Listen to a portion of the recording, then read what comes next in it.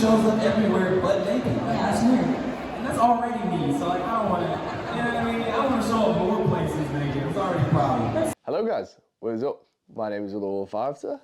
Welcome back to a brand new vlog. And as you can tell by the title, it is indeed that time again. For the second time this year already, it's time for another Comic-Con. And today we will be going to none other than Manchester Comic-Con, my local hometown Comic-Con. I didn't know this Comic-Con existed when I went to Telford, but luckily it was around the corner and there were some very good guests, so I'm going to show you what I'm getting signed. We're taking the Shield that debuted in Telford back to get signed by Gustav Skarsgård. As well as the script, we also got signed in Telford, which you've already seen. Oh my god, my voice is croaking. And then as well, we have a Floki Funko Pop, Gustav Skarsgård, getting the love today, 3 signatures and a photograph. And then a new addition to the collection, The Boys script, which is very cool. Obviously, if any of you know about the event, Anthony Starr, Homelander, and Chase Crawford, the Deep, were also meant to be going to this event, but they indeed had to cancel. Chase has been redone for The Love of Sci-Fi, which I'm also going to. Another big actor going to that one, which you'll see, which will be really cool to vlog. Liverpool as well in October. Maybe there'll be a boys cast there, who knows.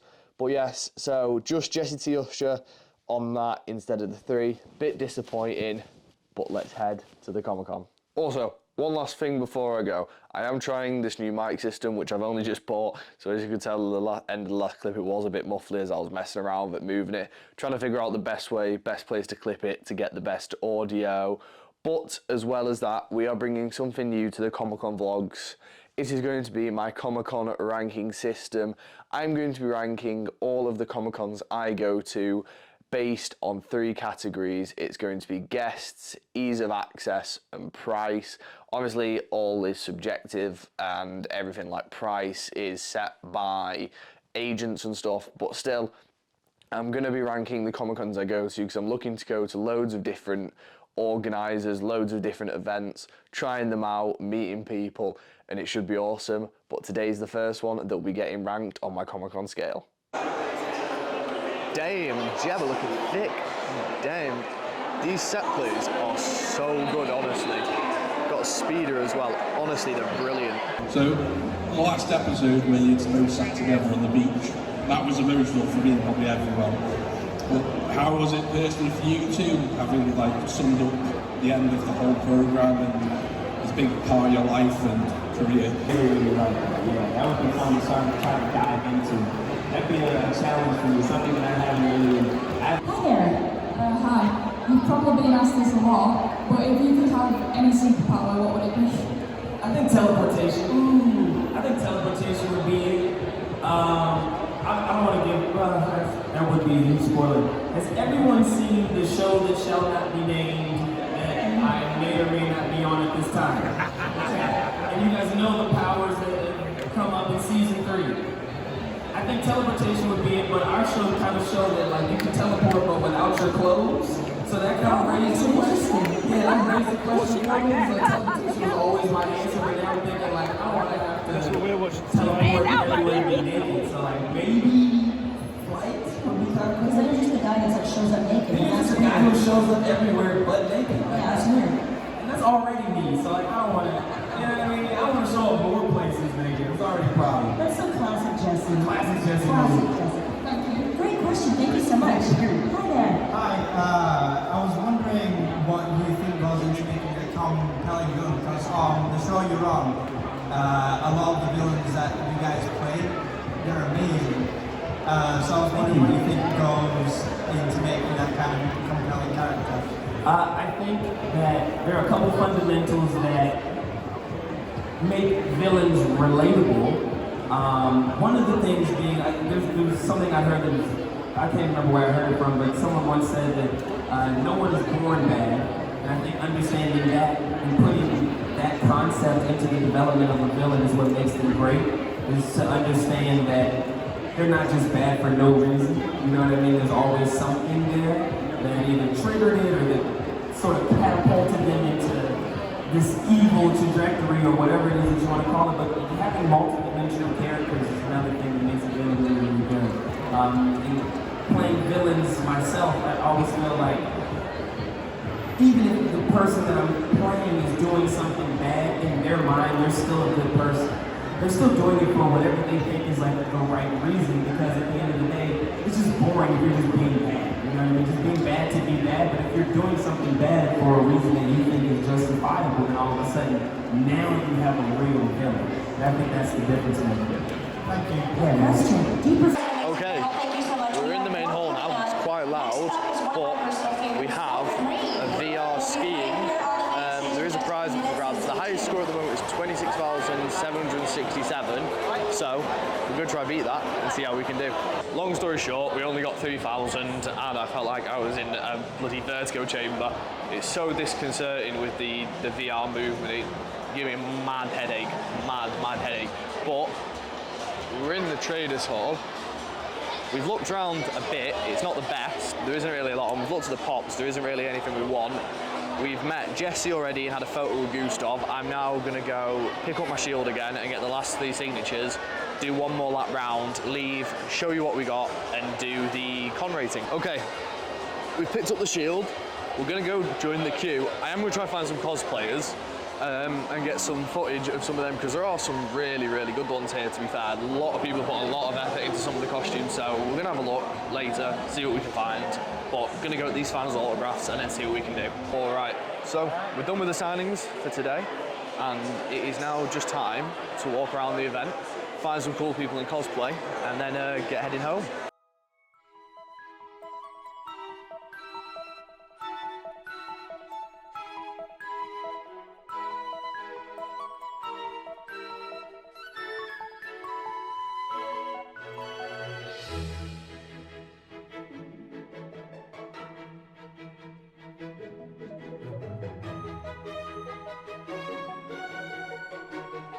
What is good, people?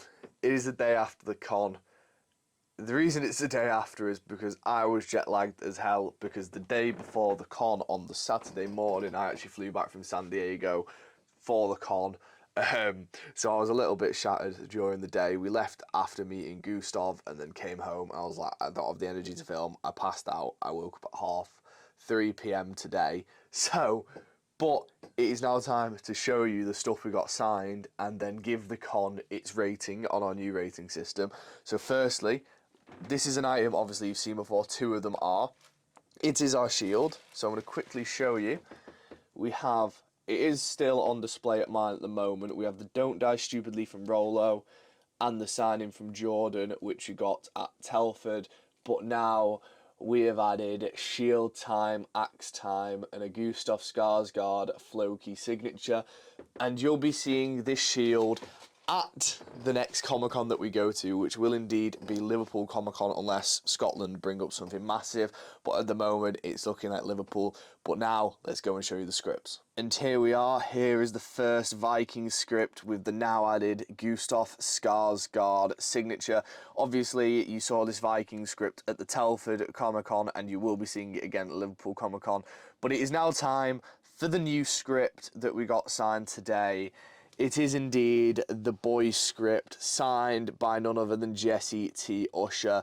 He was an absolutely lovely bloke. Was amazed by the script, as were the Vikings cast the previous time. But yes, the boys script signed by Jesse T. Usher, and now it's just time to show you the final pop. And here we are at our desk. We have our Gustav Skarsgård signed Floki pop. It does look amazing. As with Jesse T. Usher, Gustav was the nicest bloke. He remembered me from the photo op when I came to the table, and he was lovely to talk to. And he signed it with the quote, "I've been told your God is a carpenter, and guess what? So am I." He also told me that this line was actually improv and made by him during the filming, which I thought was really cool and a nice little detail. But he signed the pop, the script, and the shield, and as I said, was such a lovely bloke. All the guests were brilliant, but it's now time to go on to our con rating and give our feedback on our first ever Manchester Comic Con. Hello guys, what is up? It is now time to end the video with none other than our Comic Con rating. This is actually the second time I've recorded this, and it is a few days later. That is because the first file corrupted. Thank God it was the only file that corrupted and none of the vlog footage corrupted. So we're lucky in that sense, but it is now time to re-record our con rating. At the start of the video, I told you the cons would be rated on 3 categories, and I was chatting out my arse. That is not the case. We are rating them on 5 categories. That is so we can go more in-depth and be fairer in our ratings and get more unique ratings between the cons, because as I said, I'm looking to go to a lot more cons, a lot more Monopoly events, a lot of different Monopoly events. Hopefully German Comic-Con, probably going back to Telford again. Going to rate the different years and the different events. Hopefully one day even going to San Diego International Comic-Con. That's a bucket list, something I want to do. I will go there one day, hopefully next year, maybe the year after. We'll see how things shape out. But, as I said, we are going to be rating the Comic-Cons on 5 categories. So far, I can only compare this con to the one previously that I've been to, which obviously was Wales Comic Con in Telford. So maybe I might be a bit harsher, and maybe as these go on, I'll get a bit more used to cons and how things are meant to be run, so maybe my opinions will change. But for now, these are my feelings on the con. So we're going to be rating it on venue, costs, guests, staff and running. Each of them will be getting a rating out of 5, and then at the end we'll be finding our average rating. So first of all, we're going to lead things off with the venue, which I am rating as a 4. The venue was big, the venue was good. There was 3 main halls. There was the tent outside with traders, and there was a little marquee where people could wait because it was raining. Because actually the weather on the day was absolutely terrible. On our walk to the con, it was hailing so much so that we had to wait under a bus stop for it to stop raining, which made us a bit late. But it was all okay. For the people who got there on the buses, because they were running buses to and from the event, it would have been nice while they were queuing up. But yes, we're giving it a 4. The reason it's not a 5 is because for me personally, I felt the event was a bit dark. It felt like it was almost like a nighttime event in a club. It wasn't very lit up. I'd have liked it to have been a bit brighter, to be honest, so you could see things a bit better, but it was if it was the kind of vibe they were going for, a bit darker, I can understand, but for me personally, I felt like it would have been nice to be a bit lighter. My mum described the venue as dirty. It felt dirty because it was dark and it felt a bit grimy. I wouldn't go to that extent, but I can kind of see where she's coming from with that point. That's the reason why I can't give this venue any higher than a 4. I'm sure Liverpool, which is the next one we're going to, will probably get a 5 because it's 3 massive venues. It's going to be spread out. It's going to be lovely, but we'll just have to wait and see for that. Now, second category, costs. Touchy subject for some people, but I'm just going to be honest and complete. The price for the ticket was £25 plus £2.50 fees, which I think is very fair for what you get. Access to the guests, access to the stands, the gaming, everything that goes on at the event. I think £25 is more than fair. Oh God, I have no complaints with that whatsoever. Guests, with what I paid for my guests, more than happy with. Gustav Skarsgård, £50. A autograph, I think, is brilliant value for money, to be honest. I think that's a fair value, especially considering he's only been to 3 cons as per roster con, and it's his first one in the UK, I believe. So £50 for his signature, absolutely happy with. Jesse T. Usher was £55, again, not a problem. Chase and Anthony were a bit more expensive at £60 and £70 respectively, which I think 70's fair for Anthony, 60 for Chase, I'd say is fair, probably. Obviously a bit on the higher end, and I didn't really know any of the other guests, so that's why I can't really judge their pricing. Mike Starr, though, £30 for a selfie and an autograph. Just a nice bloke. I'm gutted I didn't go and meet him. Me and my mum said after the event we wish we'd have gone and seen him. If he's at another event, there is absolutely 100% chance we are going to go see Mike Starr. But yeah, the reason I'm giving it a 4 and not a 5 is because I just think cons are expensive, as they are.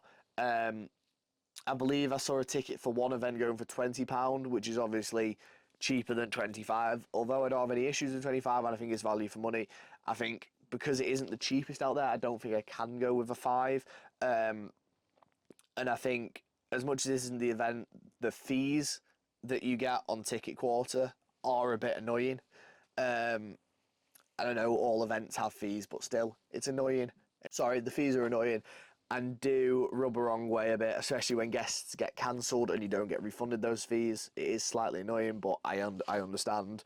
Ticket Quarter running a business, so Monopoly events. I also did pay £10 for the insurance pack, which I should have read at the time because that was an absolute waste of money.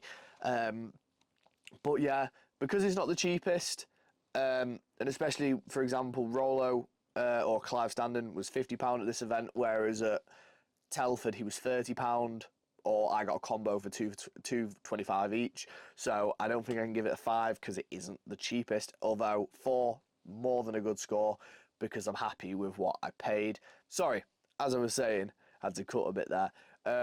Guests, this is where I'm going to go a bit more harsh. I said to myself, I wouldn't give above a 3 rating if I only saw 3 or less guests. And at this event, I only saw 2. But I am giving a 3.5 out of the benefit of the doubt that I was meant to see 4. Obviously, Chase and Anthony cancelled 2 weeks and a week before the event, which was really unfortunate, but obviously with the strikes going on, it's understandable. And they also had 2 Walking Dead guests drop out last minute, which wasn't really good. But to be fair to them, the replacement guests they got, Jordan Patrick Smith, Clive Standen and Lucy Martin, brilliant guest replacements for me personally. I've seen them all before, but still, it was good to catch up with Jordan again because he was actually on my flight back from San Diego, which was really cool. Story time for another day. But I'm giving it the 3.5 rating because I feel like the guest of Gustav Skarsgård was an absolute steal of a guest. Brilliant, brilliant, brilliant guest by Monopoly Events. I can't praise them enough for that guest selection. And also, Jesse Tiusha was a really good guest and a really cool guy to meet. So I'm happy with the 2 guests I saw, and that's kind of given me the freedom to go above a 3, even though I only saw 2 people. If I'd have seen 4, if Chase and Anthony had have come, it probably would have been a 4 rating, but due to those facts, I've marked it down 0.5. I am sorry to do it, but it is what it is. And then 4th, we have staff, 5. Staff were lovely. I saw a guy called Neil, I believe. He replied to me on Facebook at one point. He was in Jesse Tiusha's line. Lovely bloke. A woman spoke to me at the photo op queue for Gustav. Lovely. Not really a lot more to say. They were just really nice, really friendly, and made the con easy. They're all super helpful with any questions, so it's just a 5. And then finally, running. I've gone with a 4. I would say the running of this event was a lot smoother than the running of Telford, especially with the photo op queue. It was easily labelled. This is the priority queue, this is the normal queue, whereas in Telford I was lining up for Clive and Jordan in the regular queue even though I was VIP, and so it was someone else in Clive's queue, and he had to go to me. I was like, wait, are we in the normal queue? And then we had to scooch to the VIP queue.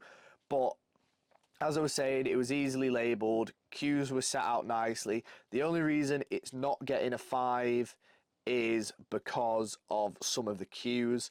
Some of the queues lines were like interlocking. For example, Jesse Tiusha, it was kind of like it was an L shape. Jesse T and Mike Starr were here, and so was David Yost, and then there was some Walking Dead casts and some other people down this queue. Jesse Tiusha's queue was big, and it was cutting in the middle of Walking Dead queues, and it felt like it was a bit all over the shop. At some points, I didn't actually know if I was still in Jesse Tiusha's queue or if I was in a Walking Dead queue at that point. Which is why I can't give it a 5, because I feel like the queues were a bit confusing for some people as well, especially trying to join the queues. And Gustav's queue, the Vikings cast were in a very small corridor. Gustav's queue was going like an L as well, and was like wrapping round in front of the Vikings queue at some points, which I don't think was the best. But still, for the overall running of the event, I have to give it a 4. It can't get that 5 because of those, for me, little issues with the queuing system.